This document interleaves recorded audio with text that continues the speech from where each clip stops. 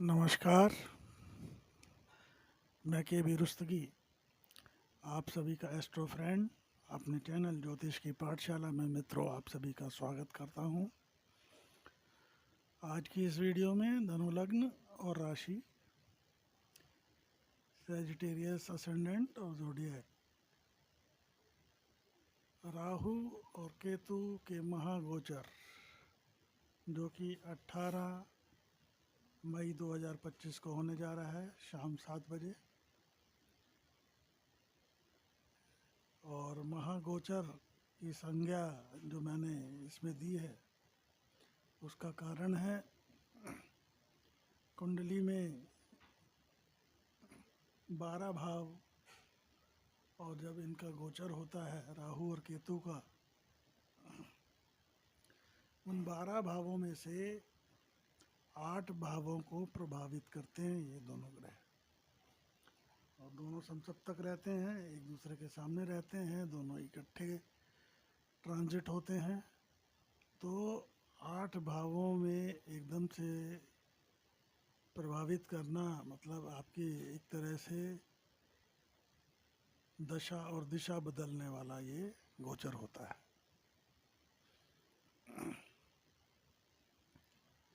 राहु और केतु 8 भावों को प्रभावित करते हैं, और इसके अलावा कोई दूसरे ग्रह, जैसे कुछ ग्रहों को दो ग्रहों का स्वामित्व प्राप्त है, और अधिकतम जो हैं मंगल हो गए, शनि हो गए, गुरु हो गए, इनका कारकत्व 2 ग्रहों को प्राप्त है और दृष्टि 3 होती है तो 5 भावों को प्रभावित करते हैं।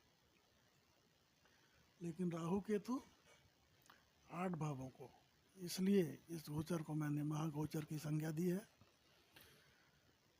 और मित्रों, जैसा राहु आप जानते हैं, एक कोई ग्रह है अपने कारकत्व में या जिसके वो स्वामी हैं, यहाँ जहाँ उनकी दृष्टि पड़ती है उसी का फल आपको देते हैं। लेकिन राहु ऐसे ग्रह हैं जो सारे ग्रह, चंद्रमा, सूर्य, मंगल, बुध, बृहस्पति, शुक्र मिलकर जो आपको सारा कुछ देते हैं, वहीं अकेले राहु में इतनी शक्ति है कि वो आपको सब कुछ दे सकता है। जिस ग्रह जिस भाव में बैठ जाएगा, जिस ग्रह के साथ बैठ जाएगा, उसके अनुरूप अपना रूप धारण कर लेगा। वह रूपीय प्लेनेट है, मायावी है, और उसके स्वभाव, उसकी नेचर के हिसाब से आपको फल प्रदान करेगा। अगर उस भाव का स्वामी मजबूत है, शुभ ग्रह की दृष्टि है राहु पे, तो उस भाव और स्वामी के अनुरूप। अन्यथा अगर वो भाव का स्वामी कमज़ोर है तो ये फिर अपने अनुरूप आपको फल प्रदान करता है। राहु और केतु को 5वीं, 7वीं और 9वीं दृष्टि प्राप्त है। राहु शनिवत, शनि की ही तरह आपको प्रभावित करते हैं, और ये विच्छेद कराते हैं। और केतु जो है आपको मंगलवत प्रभावित करते हैं। केतु जो है आकस्मिक ग्रह है, अचानक दिलाने वाला ग्रह है, अनप्रिडिक्टेबल है, सबसे मुश्किल ग्रह है जिसके बारे में प्रेडिक्शन किया जाए केतु। राहु पाप ग्रह है, लेकिन केतु जो है बहुत शुभ ग्रह है। लेकिन दृष्टि होने की वजह से, समसप्तक होने की वजह से इसमें भी जो है पाप का अंश थोड़ा सा आता है। तो धनु लग्न और धनु राशि वाले जो वर्तमान में शनि की ढैया भी इनके ऊपर चालू हो गई है, चतुर्थ स्थान की, और शनि अभी जिस घर में राहु हैं वर्तमान में चतुर्थ में, और केतु गोचर कर रहे हैं दशम में। तो राहु चतुर्थ में जो है यहाँ पे विराजमान है, तो धनु वालों के लिए सुख भाव है। सुख भाव के साथ साथ इससे जनता का भाव भी देखा जाता है, और भूमि, भवन, वाहन, माता से संबंध, वो भी यहाँ से देखा जाता है चतुर्थ भाव से। तो वर्तमान में जो है राहु यहाँ विराजमान है धनु वालों के लिए, और केतु जो है दशम भाव पे जो है विराजमान है। तो चतुर्थ में जो राहु बहुत अच्छा फल नहीं देते हैं, माता से विवाद, सुखों में कमी। अगर गुरुदेव यहाँ पे गुरु जो हैं बलवान हैं तो उन चीज़ों में कमी आएगी, लेकिन राहु तो अपने हिसाब से ही आपको फल देगा। यहाँ पर बैठे राहु पांचवी दृष्टि से अष्टम भाव को, अष्टम भाव से ससुराल भी देखा जाता है। ससुराल वालों से जो है संबंध खराब करवाए होंगे, और कोई अगर इस पे अष्टम भाव के जो ग्रह हैं, क्योंकि ये भाग्य का व्यय करने वाला भाव है, और एक्सीडेंट्स वगैरह, अचानक अकस्मात कोई प्रॉपर्टी डिस्प्यूट वगैरह, पैतृक संपत्ति में डिस्प्यूट वगैरह, इस तरह की स्थितियां निर्मित हुई होंगी। सप्तम दृष्टि से दशम भाव को देखे होंगे, तो दशम भाव के ऊपर दृष्टि राहु की शुभ फल देने वाली होती है। माता पिता के साथ मतभेद की स्थितियां जरूर रही होंगी।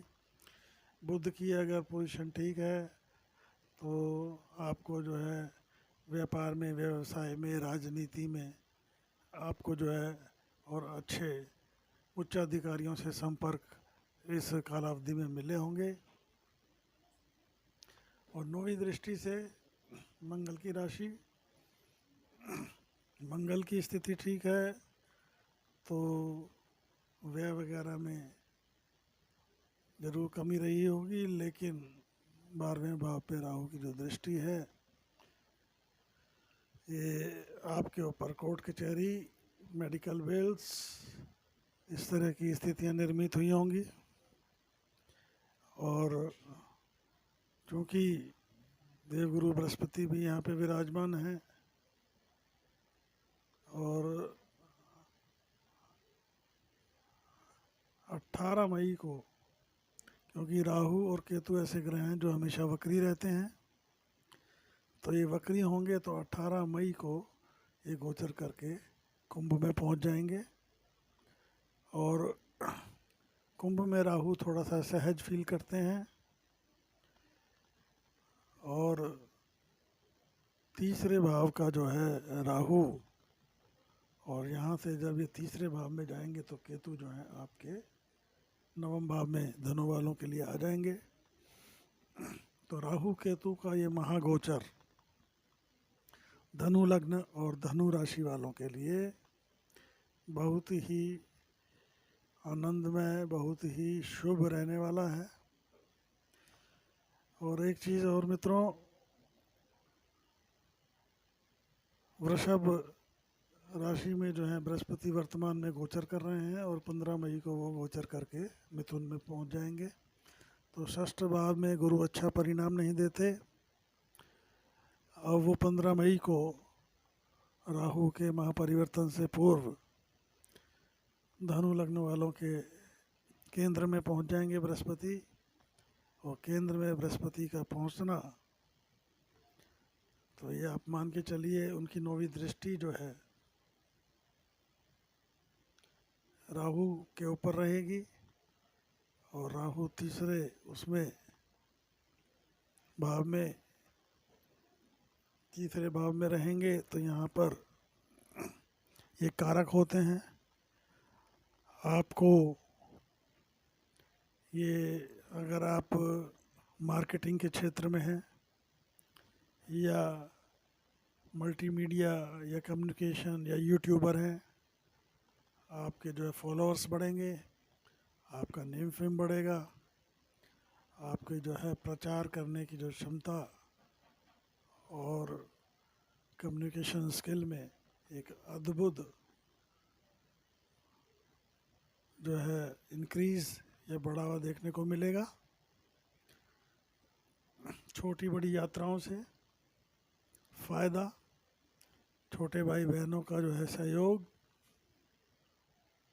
और आपके सहयोग से संबंध भी, पड़ोसियों से भी संबंध अच्छे होंगे। यहाँ पे बैठे राहु 5वीं दृष्टि से, क्योंकि अब शुभ दृष्टि पड़ रही है गुरु की, 5वीं दृष्टि से आपके सप्तम भाव को देखेंगे। तो बृहस्पति राहु को देख रहे हैं और राहु बृहस्पति को देख रहे हैं। तो यहाँ पर अगर बुध की स्थिति ठीक है, बृहस्पति यहाँ विराजमान है, उनकी जो है अंश बल से मजबूत हैं, तो दाम्पत्य में छुटपुट परेशानी के बाद दाम्पत्य सुख में रहेगा।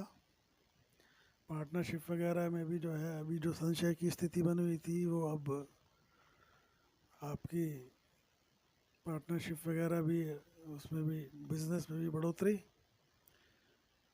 7वीं दृष्टि से आपके भाग्य को देखेंगे। तो यहाँ पे भी अगर सूर्य अंश बल से मजबूत हैं तो पिता का स्वास्थ्य, भाग्य का पूरा पूरा आपको साथ मिलेगा। पराक्रम, आप जैसे यहाँ पे पराक्रमी बनाएंगे आपको, पराक्रम के अनुरूप आपको भाग्य का साथ मिलेगा। 9वीं दृष्टि से लाभ भाव को, तो लाभ भाव में दृष्टि राहु की 11वें भाव पे, तो आपके कई तरह की आय के साधन खुलेंगे। कोई पूर्व में चली आ रही लंबे समय से, क्योंकि ये इच्छा शक्ति पूर्ति का भी जो है स्थान है, कोई इच्छा की पूर्ति हो सकती है। तो कुल मिलाकर शनि की ढैया होते हुए भी देवगुरु बृहस्पति का और राहु और केतु का जैसे आपने देखा यहाँ नवम में केतु धर्म स्थान पे पहुँच जाएंगे तो यहाँ पे बहुत अच्छा शुभ फल देते हैं। जो दशम में ये फल नहीं कर रहे थे, नवम में देंगे, और चतुर्थ में जो राहु नहीं दे रहे थे वो तृतीय में देंगे। आपके जो हैं बृहस्पति षष्ठ भाव में नहीं दे रहे थे, वो केंद्र में आ जाएंगे। तो जो आउटर प्लैनेट्स हैं धनु राशि वाले, जो बहुत लंबे समय से परेशान चल रहे हैं, शनि की 7.5 ने तो लगभग इनको जो है बिल्कुल मट्टी में मिला दिया। सभी के सभी नहीं, लेकिन 80 से 90% धनु वाले परेशान हैं। उसके बाद जो गैप मिला ढैया आने से पहले, वो भी कुछ इस तरह के गोचर हुए कि उनको ज़्यादा फल उसका प्राप्त नहीं हो पाया। अब धनु वालों के जो हमारे फॉलोअर्स हैं, कॉलर्स हैं, वो कहते हैं कि अभी तो भैया 7.5 ही और उससे पीछे छुटा था, फिर से शनि की ढैया आ गई। तो मेरा उनको ये कहना है कि इस शनि की ढैया से आपको घबराने की ज़रूरत नहीं है। ये शनि की ढैया आपको परेशान नहीं, वरदान बन के आई है, और आपको इस समय का भरपूर फ़ायदा उठाना चाहिए। अपने पिछले खराब समय की भरपाई करने वाला ये समय, और गुरु अतिचारी होंगे तो केंद्र में होंगे, अतिचारी सप्तम भाव में, तो आपको जो लंबे टाइम से आप सोच रहे थे अटके भटके काम सब समूचे सिद्ध होने वाले हैं। तो धनु राशि वालों, एडवांस में बधाई। और कुल मिलाकर आपको 18 मई तक थोड़ा सा संभल के चलने की ज़रूरत है, क्योंकि शनि और राहु वर्तमान में आपके चतुर्थ भाव में गोचर कर रहे हैं। तो इकट्ठे शनि और राहु का होना, थोड़ा सा आप सावधानी पूर्वक 18 मई तक चलने की आवश्यकता है। उसके उपरांत जैसे ही राहु गोचर कर जाएंगे कुंभ में, आपको रोकने वाला कोई नहीं मिलेगा। आप बिल्कुल तेज़ रफ्तार से दौड़ में शामिल होंगे। खोया हुआ मान सम्मान, धन दौलत ऐश्वर्य सब चीज़ों की प्राप्ति होगी। तो अगर आपको मेरा ये वीडियो पसंद आया हो तो वीडियो को लाइक करें, चैनल को सब्सक्राइब करें, बेल आइकॉन को हिट करें। और आपके सब्सक्राइब और लाइक करने से हमें बड़ा उत्साह मिलता है। अगर आप मेरे से कोई निजी ज्योतिष परामर्श चाहते हैं तो मेरा व्हाट्सएप नंबर है 8178113518। कॉल्स हम नहीं ले पाएंगे। इसी के साथ नमस्कार, जय हिंद, वंदे मातरम।